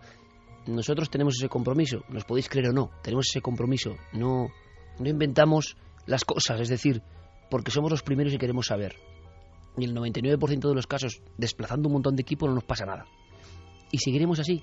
Ahora mismo, mientras hablo con vosotros, hay un equipo en Valladolid investigando, están regresando. Yo ya tengo información, es decir, y seguramente no pase nada. Y así va a ser, no vamos a cambiar nada, no vamos a aderezar nada. Lo contaremos como mejor sepamos. Pero es nuestro objetivo vital también. Dedicando la vida a esto, es nuestro objetivo vital. No hacer más audiencia o menos, sino saber si eso pasa. Y resulta que Paloma, sin que tengamos ninguna información concreta de un sitio que no conocíamos, donde no había investigación historiográfica, da unos datos y la concejala de Cultura se queda pálida porque dice, sí, es que aquí había una niña que murió, que el practicante le metía la jeringuilla por la puerta, era una pobre niña deficiente, que la tenían medio escondida. Y dice Paloma, pero es que la veo que se mete por aquí. La mujer, la concejala, empalidece, porque dice, es que esto ha sido una reforma. Aquí estaba el pasillo donde estaba la niña. A mí ese día, Paloma, o sea, yo supe perfectamente, tuve la evidencia de que o es una casualidad enorme, una niña, veía una niña, dice, la pobre un poco feíta, con poco pelo, un poco deforme, escondida, la tienen aquí y corre por aquí. Y coincidía con la historia, una historia que no está ni en internet, ni está en el lugar. En fin, son sorpresas que te da esta mujer, que no tiene por qué, no puede ser la única, claro. Es que tiene que haber muchas más personas que tengan este sexto sentido, ¿no? Y recuerda el caso también de Villanueva del Duque con nuestro buen amigo Alejandro López Andrada, otra casa absolutamente desconocida de la que no había datos ni siquiera en internet, ni siquiera tampoco en el propio ayuntamiento ni en la parroquia, y sin embargo Paloma llegó allí y dio incluso datos, fechas que parecían corresponderse con pues unos grabados que había en algunas piedras muy antiguas de la casa, escondidas en un sótano de la que la familia casi tenía poca conciencia, las tenían ahí casi olvidadas. Y Paloma ese es otro de esos sitios donde además nada más llegar, al ver a los dos niños, les dijo a uno de ellos, tú ves y tú oyes. Y efectivamente uno de ellos era el que veía la figura y otro aseguraba que por las noches la oía merodeando por el pasillo. En el test de Diego Marañón, que por supuesto nos pedís constantemente y hay que seguir haciéndolo, personajes, ¿verdad?, que tienen que someterse al test, al rito de acceso, rito iniciático también. Han sumado uno más, Cabrera. No está mal, Cabrera. ¿A qué tienes miedo? Y dice Paloma Navarrete, a mi sombra. Término junguiano donde los haya, nuestra propia sombra, nuestra proyección del oscuro que se revela contra nosotros, que a veces llega a cobrar forma, y esa forma no es un espectro que viene a asustarnos, esa forma es lo reprimido, lo peor de nosotros, lo que no queremos ser, lo que ocultamos, pero lo que está latiendo dentro de nosotros y que a veces se desdobla, ¿no? La sombra. Menuda respuesta, Menuda respuesta. Vamos a hacer una cosa. Bueno, ¿tú tienes alguna imagen con Paloma Navarrete, por cierto, que lo te he preguntado? ¿Alguna escena donde cambia tu parecer? Porque para mí es un misterio. ¿Se ve siempre? ¿Siempre se ve? ¿Se ve en cualquier sitio? ¿Se ve de la misma forma? Yo recuerdo en Belchite haber visto a Paloma de verdad, en las imágenes me refiero, estuvimos en Belchite, pero luego regresó con Javi, muy impactada. Iba caminando por un sitio y decía, es que esto está lleno de cadáveres. Y ella, eso sí me impresionó, hacía el ademán en un sitio donde no había que hacerlo, de desviar los pasos. Es decir, en una zona donde tú no ves nada, ella parecía evitar un cadáver imaginario. Claro, desde el punto de vista racional, esto solo tiene una solución, ¿no? Usted está como una regadera, se va como cualquier otra cosa, ¿no?, al psiquiátrico. Y por favor no hable mucho de esto, no vaya a darnos datos que sean desestabilizadores. Pero es que Paloma, sabemos su bagaje cultural y estaba viendo eso en ese momento. A mí no me cabe la menor duda de que lo estaba viendo. ¿Para ti? Pues mira, para mí es una cosa que no ha estado grabada, que pasó en los camerinos de Cuarto Milenio y fue un invitado, no voy a decir el nombre porque a lo mejor no quiere que se sepa. ¡Ey, cuenta! No, pues simplemente era un invitado que estaba ahí en un tema de los que hablaba Paloma y el invitado en Petit Comité le preguntó, pues... ¿Invitado hombre? Sí, que recientemente pues había perdido un familiar. Yo estaba maquillándome, estaba viviendo toda la escena y vi cómo se iba transformando la cara de ese hombre, porque le dijo paso por paso cómo era ese familiar, quién era, qué tipo de familiar era, con cuánta edad más o menos había muerto, que estaba bien, que estaba en un plano de luz, que, o sea, vi cómo se transformaba en calma la cara de ese hombre al que Paloma estaba describiendo el espíritu que en ese momento le acompañaba.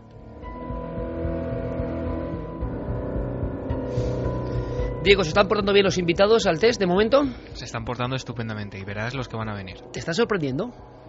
Yo sí, me estoy sorprendiendo con cada uno de los que pasa y sobre todo me lo estoy pasando muy bien. No sé la gente que lo escucha si se lo estará pasando tan bien como yo, pero desde luego te aseguro que es un auténtico placer hacer esta sección. ¿Estás aprendiendo cosas que no pensabas de este club? Estoy aprendiendo cosas que ni sabía ni me esperaba. Espero que ocurra lo mismo con los oyentes. Por cierto, rápidamente, Diego, ha habido una frase... Vamos a escuchar a Stephen Hawking, esa voz robótica, ¿no?, que de alguna forma transmite sus órdenes y pensamientos, porque ha causado mucho revuelo y quizá hay que analizarla, aunque sea brevemente, con todo el calado que tiene. Escuchamos a Stephen Hawking. I think the brain is like a program in the mind, which is like a computer. Está hablando el gran sabio. Algunos dicen que últimamente está diciendo cosas demasiado arriesgadas. El gran sabio está hablando, Diego, en el fondo, de tratar nuestro cerebro y su universo interno como el programa de una computadora. ¿Qué ha querido decir? ¿Cuál ha sido el revuelo? ¿Qué ha pasado? Bueno, efectivamente, las declaraciones se han producido, Iker, en la presentación de un documental sobre su vida en el Festival de Cine de Cambridge. Algunos lo han querido ver como una especie de maniobra publicitaria, pero en fin, es importante las declaraciones por quien lo ha dicho, sobre todo Stephen Hawking, el físico teórico más famoso del mundo. Lo que acabamos de escuchar en inglés, con ese generador de voz que él tiene, son sus declaraciones y decía literalmente que el cerebro es como un programa en la mente, que es como un ordenador, así que teóricamente, Iker, sería posible copiar nuestro cerebro en un ordenador y así prolongar de alguna manera nuestra conciencia después. Pero no ahora mismo, ¿no?, sino cuando tengamos la capacidad de... Claro. Él deja claro en esta perspectiva sobre la vida eterna que no existe de momento la infraestructura necesaria ni los conocimientos para que esto siga así, aunque tampoco es un tema nuevo, Iker. Incluso hay estudios, he estado esta mañana documentándome un poquito, y incluso hay quien ha calculado, hay científicos que han calculado, que han sugerido que la capacidad de nuestro cerebro estaría ya cuantificada y que sería entre 1 terabyte y 1 petabyte, es decir, necesitaríamos varios centenares de pendrives, para que la gente se haga una idea, para almacenar todos nuestros recuerdos, toda nuestra memoria en formato digital. Más cosas. Me hemos preguntado, evidentemente, a raíz de estas declaraciones de Stephen Hawking, que abren un campo muy interesante a un experto, nuestro experto de cabecera en el mundo del cerebro, Manuel Martín Loeches, director del área de neurociencia cognitiva de la Universidad Complutense y el Centro Carlos III. Porque ¿podemos comparar nuestro cerebro con un ordenador? Claro, la reflexión que surge de aquí es muy misteriosa y muy interesante. Bueno, pues, hombre, yo lo primero que hice cuando leí la declaración del profesor Hawking es que, bueno, que esta idea es imposible, pero pensándolo un poco bien, yo creo que lleva mucha razón. Es cierto que la información que contiene un cerebro, todas sus conexiones, todas sus ramificaciones, sus miles de millones de neuronas, es tal información que hoy día sería imposible almacenarla en ningún dispositivo que pudiera procesarlo o almacenarlo. Porque hay que tener en cuenta, por ejemplo, que hoy día se ha conseguido simular lo que es apenas 3 milímetros cúbicos del cerebro de una rata, y se necesita un ordenador del tamaño de toda una habitación gigantesca para poder almacenar y procesar esa información. Y al final se podrán hacer copias o réplicas. Yo digo que lleva razón el profesor Hawking, y que al final pues se podrá hacer el cerebro de una persona que esté viva, replicarlo tal cual y pasarlo a un ordenador. Bueno, pues yo pienso que sí, ¿por qué no? Y dice Carmen, ¿para qué, no? Claro. Si tú te mueres y te replican tu cerebro, ¿quién lo va a utilizar? Igual un clon tuyo. Pues el clon que piense sus propias cosas, no ¿quién las sabe? suyas. Ya, no lo sé. O un cuerpo criogenizado. Desde luego, lo que sorprende, Diego, sí, y esto sí que me parece muy visual, con todo nuestro poder, la tecnología de los ordenadores, que veamos a dónde están llegando, hemos logrado reproducir una parte pequeñísima del cerebro de una rata. La complejidad del cerebro de una rata no es comparable con la del ser humano. ¿Qué pasa dentro del cerebro del ser humano? ¿Qué tenemos dentro de la cabeza? ¿Quién lo construyó? ¿La casualidad y el azar? Bueno, vale. Pues desde luego la casualidad y el azar parece que están todavía años luz de lo que sabemos ya ahora. Sí, vaya casualidad. Y además, Iker, hay varios proyectos de este tipo en marcha. Uno de ellos es el Human Brain Project, que coordina a científicos de todo el mundo y en el que está implicada varios investigadores de la Universidad Politécnica de Madrid. Y además, esto que ha dicho Stephen Hawking tiene bastante que ver con otro proyecto que está en marcha también ahora mismo, que está liderado por un multimillonario ruso, por Dmitry Itskov, que es un hombre que quiere realizar el primer avatar humano, de alguna manera. Es una especie de cyborg que quiere construir recreando un cerebro artificial artificial al que quiere transferir la personalidad de una persona que esté ya al final de su vida, ¿no?, en los últimos años. Diego, cuídate para mañana, ¿vale? Mañana te veo. Mañana vas a hablarme seguramente de la aplicación más rara. Desde luego, no te quepa ninguna duda, de las que llevamos hasta ahora seguro, aunque vendrán todavía alguna más rara. Ten cuidado en casa, vigila tu espalda. Gracias. Un abrazo. Otro.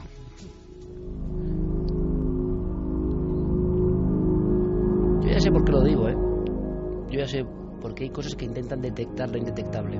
De todas formas, es asombroso porque hace poco vimos la película de Steve Jobs, por cierto.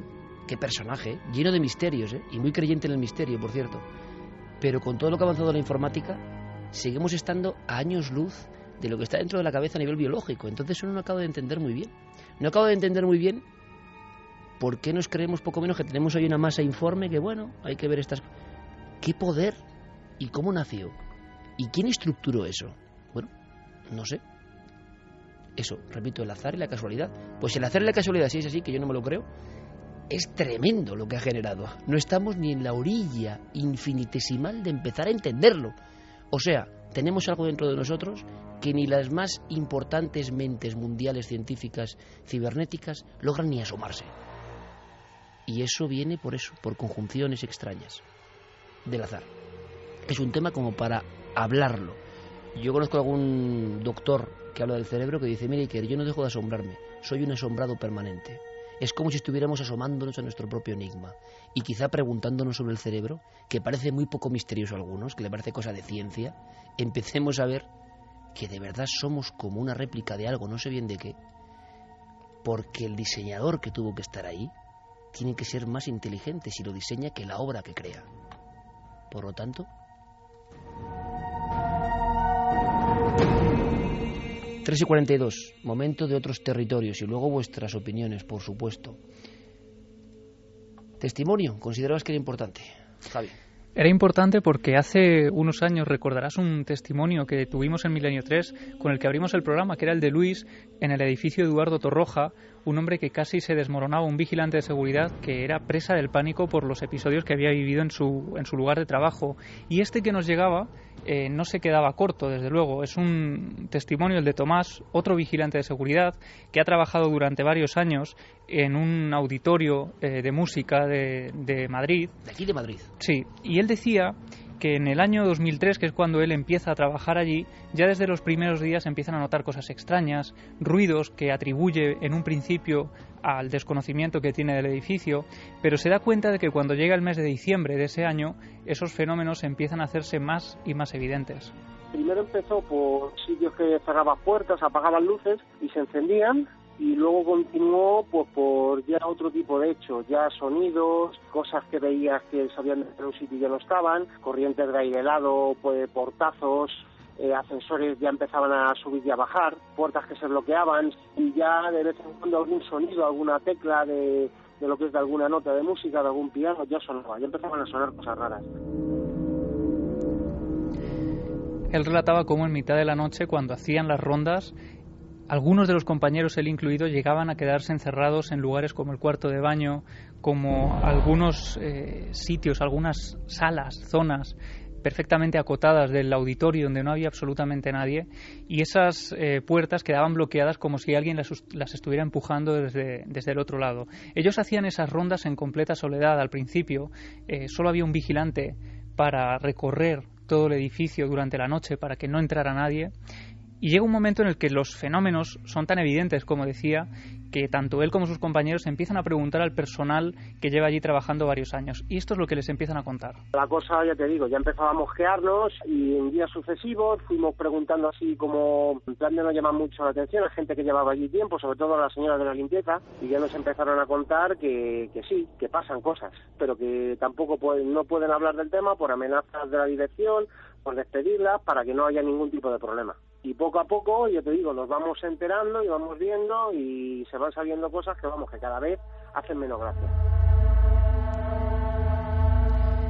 Descubren entonces que les han puesto a trabajar allí porque la anterior empresa de seguridad ha salido casi pitando de allí de la noche a la mañana deciden dejar de trabajar allí, deciden retirar a todos sus trabajadores porque algunos habían Hemos pedido escuchado las bajas. muchas veces esta historia, ¿verdad? Sí. En el mundo de los vigilantes de seguridad. Que quizá esta noche nos estén escuchando desde allí y desde luego no lo recomiendo porque hay historias en esta historia, valga la redundancia, que tienen un final tremendo, como vamos a descubrir. Pero lo que ocurre es que en el año 2004, un año después de estar trabajando allí, y una vez más cuando llega el mes de diciembre, él decía que parecía que había un patrón que se repetía y era ese mes de diciembre, concretamente en el Puente de la Inmaculada, pues descubren que hay algo que empieza a mover objetos cada vez más pesados. Subías, había dos ascensores y había como una especie de recibidor muy grande. Y a la derecha camerino número 8 y otro vestuario. Y en el centro, y ahí algunas veces un piano de cola, de estos que eran muy grandes. Y una vez yo cerré el camerino. Y mi compañero pasó y dice, oye, ¿te has dejado el camerino encendido a la puerta abierta y la luz encendida? Y le dices, pero si lo he cerrado. Digo, vámonos para arriba. Y a la que subimos, justo delante de los dos ascensores, como bloqueando la entrada, estaba lo que es el piano de cola. Pero el piano de cola arrinconado contra lo que eran las dos puertas de los ascensores. De tal manera que al abrir la puerta no lo encontramos. Pues nada, la única forma que tuvimos de pasar era a gatas y por debajo del piano. 3:46 y estamos prácticamente viendo la escena de los dos vigilantes de seguridad pasando por debajo del piano. ¿Cuántos que ahora nos escuchan saben que, si no tan espectaculares, puede haber fenómenos parecidos? Hace bien poco nos hablaban para quien igual conecte hoy, ¿no?, con Milenio 3 y diga, ¿pero qué están contando? Yo no sé qué es esto. Ni sé si una fuerza extraña puede mover un piano. Yo no lo sé. Es más, me extraña que una fuerza de otro lado le dé por mover un piano. Pero es muy gráfico. Todo el mundo tiene en la mente la historia de Poltergeist y las sillas colocando una pirámide en la cocina de esa aterrorizada familia. Hay casos donde, por ejemplo, en una habitación, me impresionó, de repente entra la familia y ve todas las camas puestas, todas las camas juntas, como si algo las hubiera empotrado allí, con la dificultad que tienen de entrar por el estrecho arco. Estas cosas incomprensibles, ¿son bromas? Lo dudamos. ¿Es un caldo de cultivo que está ahí de histeria? No lo sabemos. Continuemos con el testimonio. Aquí lo que ocurre es que ese pánico se va adueñando tanto de los vigilantes de seguridad, no de uno, sino de todo el equipo, de toda la plantilla que trabaja ahí cada noche, que los miembros de la dirección toman la iniciativa de poner a dos vigilantes, de aceptar que haya dos personas en ese puesto de trabajo para intentar controlar esa sugestión que parece atenazar a los miembros que trabajan cada noche allí. Lo que ocurre es que hay un momento determinado, unos meses después, en que ese fenómeno parece hacerse evidente en una fotografía que capta otra empresa ajena a este auditorio. Llegan allí para, hacer unas fotografías y promocionar ese lugar, y allí de pronto, ante la atónita mirada de los fotógrafos, ocurre también algo muy extraño. Hubo una vez que hicieron como una especie de campaña fotográfica para lo que es promocionar conciertos y demás. Hicieron como fotografías, lo que es de la sala limpia, vacía, y lo que es iluminada, ¿no? El señor se quejó, decía, pero vamos a ver, vosotros no me dijisteis que esto estaba vacío, como a la dirección de allí, dice, sí, estaba vacío, estaba limpio, estaba todo. Entonces, ¿esto qué es? Y se veía como una sombra negra, como en una butaca, pero como si fuera en negativo, como si estuviera allí sentada. Esas fotografías estarían ahora guardadas en un cajón, nunca han visto la luz, estarían en manos de la empresa que gestiona este auditorio, y lo que ocurre es que esa figura que aparece en la foto no se deja ver solo a través del papel fotográfico, sino que llega un momento en que incluso parece cobrar forma delante de estos testigos. Y ese mismo día me quedé mirando escaleras para arriba y le digo, oye Javi, no me comentaste que esto se quedó vacío. Y dice, sí, no hay nadie. Y le digo, ¿te puedes asomar un momento? Sí, y había como arriba del todo, apoyada como una barandilla de metálica, como una silueta negra mirando para abajo. Se veía que era como el típico frac, el típico traje de un director, una cosa así.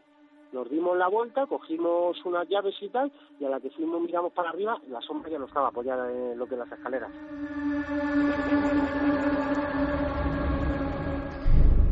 Esa figura estaba justo o muy cerca de un famoso camerino. Yo he estado buscando información de este lugar y también se habla de él. Parece que hay fuentes que ya han hablado de todo esto, donde decían que siempre estaba vacío, un camerino que no se ocupaba porque transmitía una energía negativa, nadie quería entrar en él, Y era precisamente un camerino donde, según le relataron tiempo después a Tomás, había fallecido un famoso director de orquesta justo después de dar su última función. Era una persona, además, decían, con un carácter muy peculiar, que casi la gente de su entorno le aborrecía, que era incluso agresivo, y por eso muchos trabajadores, los que llevaban allí, sobre todo los más veteranos, relacionaban con ese hombre huraño que había fallecido en el interior de ese lugar. Teníamos miedo porque es que, vamos, ya te digo, el acoso era bastante fuerte. El acoso era muy fuerte porque te encerraba, lo que he dicho, te golpeaba, te empujaba, te sujetaba. Ya eran cosas que decía, bueno, ¿qué va a ser lo siguiente? Y digamos que si ya de por sí a una persona puede tener un problema, él de por sí, no sé si es que atraía la mala suerte, era ya de por sí un poco aprensivo. Y ya me lo decía, dice, a mí no me dejes solo, Tomás, dice, a mí no me importa trabajar, tenemos que trabajar, dice, pero no me dejes solo. Digo, no, Javi, no te preocupes, que nos quedamos aquí. Fue curioso porque estábamos hablando, yo me casaba además en mayo de ese año, y de repente se empezó a poner mal, se encontraba mal, y de repente oí un golpazo y me llama una señora limpieza que estaba limpiando dentro, muerta del susto, Javi, Tomás, Javi, y entré, y estaba completamente gris, asfixiado, pero completamente estaba asfixiándose, y yo nada, le agarré, le saqué para afuera, le abrí la camisa y tal, agarrándose a mí, intentándome decir, pero con una cara pero completamente desencajada. Y resulta que fue a morir de lo mismo que murió todo el mundo. Parada cardíaca por un estado de shock o un susto o algo así.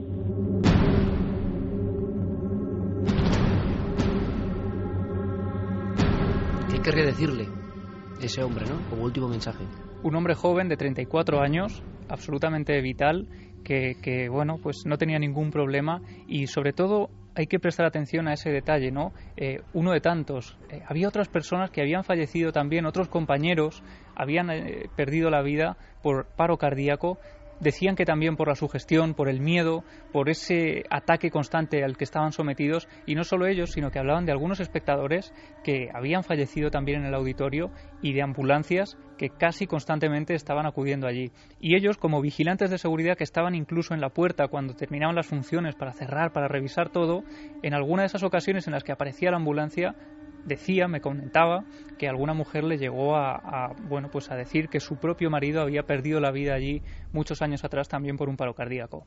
Es como una historia, quizá no con este componente tan dramático, que nos han contado alguna vez, ¿no? Los vigilantes de seguridad. ¿Cuántas cosas sabéis? ¿Cuántas cosas os calláis? ¿Cuántas cosas no os dejan decir? Sois los que veis el latido en la noche de los edificios cuando quizá nos cuenten su historia de verdad, no en el día con el bullicio. Y os lo agradecemos, porque sois unos valientes, y además lo contaba con una tremenda fuerza, como lo vivido, ¿no? A mí se me ha quedado una imagen. En una fotografía aparece un negativo, una figura sombría, y él habla de un hombre gris, un hombre convertido como en otra cosa antes de morir, casi legando, ¿no? un secreto. ¿Qué había visto? ¿Puede matar un susto? ¿Puede matar el shock, la histeria? Miguel Ángel dice, pero ese cerebro replicado que dice Loeches o Hopkins, ¿seguirán soñando? ¿No habrá algo más? Sara, estábamos esperando escuchar a Paloma Navarrete desde que anunciasteis esta sección y no ha decepcionado. Víctor Salsal, queremos versión ampliada de uno de los nuestros, de Enrique de Vicente. Seguro que cuenta algo nuevo. ¿Cómo que han dicho? Versión ampliada de uno de los nuestros, de Enrique de Vicente. Es que Enrique tendría para 5 o 6 entregas, ¿no? Podríamos pedirle a Diego la versión del director. Sí, sí señor, qué bueno eso. Sí, el corte del director. Sí. Enrique es como por fascículos sonoros. Montaña Sánchez. La entrega de una maqueta, ¿no? La entrega como cuando te hacen la colección y te entregan el tapacubos del gran coche tiburón o algo así. Pues Enrique es todo eso que escuchasteis, quedan como 12 o 13. O más. Montaña Sánchez dice, Paloma Navarrete debería participar más a menudo en Milenio 3 y en Cuarto Milenio. Es fantástica. Hombre, pero es que tampoco podemos saturar a nuestras amigas, ¿no? Si no van a acabar ya de nosotros hasta el gorro. Bueno, todos diciendo que qué gran mujer Paloma. Ana Romero también decía, si es verdad la reencarnación, yo quiero ser una pantera negra, al menos en una vida, cuando estábamos hablando de eso de convertirse... La gente como con mucho afecto con Paloma Navarrete, ¿no? Sí. Sí, Vamos a hacer a una Paloma cosa. se la quiere mucho. Mañana, y perdonad por el virus pero es así. Mañana... Sí, también te están diciendo que para camita Sí. con un ibuprofeno y un buen... Pero es que es mi hija, que café los calentito. hemos intercambiado los dos, más o menos, ¿no? Los tres, nos hemos Sí, ido pegando, pero repegando. Alma está y- bien, que es lo que importa. Sí. A mí lo demás... Ahora, dicen que es un misterio también, ¿no? El virus de vuelta, de niña de 20 meses a ti, te deja cao. Ahora, yo vengo de la radio y estoy muy bien. Tengo una voz como de ultratumba. Pero fijaos, mañana os voy a contar un secreto. Sé que hay mucha gente que disfruta con las cosas de miedo. A nosotros nos da más audiencia el no miedo. O sea, todo lo que no tiene que ver con el miedo. Es más, la gente apaga con el miedo. Muchos que quieren miedo, no. No me interesa especialmente el miedo, a mí. Pero lo que nunca solemos hacer es, por ejemplo, en televisión, que está todo muy medido y uno tiene que hacer que le vea mucha gente, porque si no llevaríamos 9 años para contar nuestro mensaje. Si empezamos con el tema de miedo, solemos fastidiarla casi siempre, ¿no? Pero mañana vamos a hacerlo. Porque hay un tema de miedo de los más brutales, al nivel de lo que ha contado Javi, pero en imágenes, con médicos, con radiólogas, con personal de un hospital. Es impresionante lo que cuentan. Y hay una historia luego, unida a esa, de enorme esperanza, de enorme luz, maravilloso. Es un contraste tremendo. Mañana empezaremos con eso, pero habrá muchísimo más. Javi, tienes fobia a las arañas, ¿no? Sí, de momento sí. Mañana vamos a probar la prueba. Vamos a ver si soy capaz. Yo soy de, si me encuentro una araña en una habitación y la pierdo de vista, no pego ojo en toda la noche. Dicen que la hipnosis te hace aprender idiomas, cura las fobias, te puede hacer regresar a episodios casi dentro del útero. ¿Todo es sugestión o ciencia? ¿Por qué hay psicólogos forenses que hacen hipnosis? ¿Por qué hay médicos que hacen hipnosis? Todo eso también en Cuarto Milenio. Ha sido un placer, Geray, Fermín, como siempre. Javi, un abrazo. Casi no llego con la voz. Hasta mañana. Feliz semana. Nos vemos.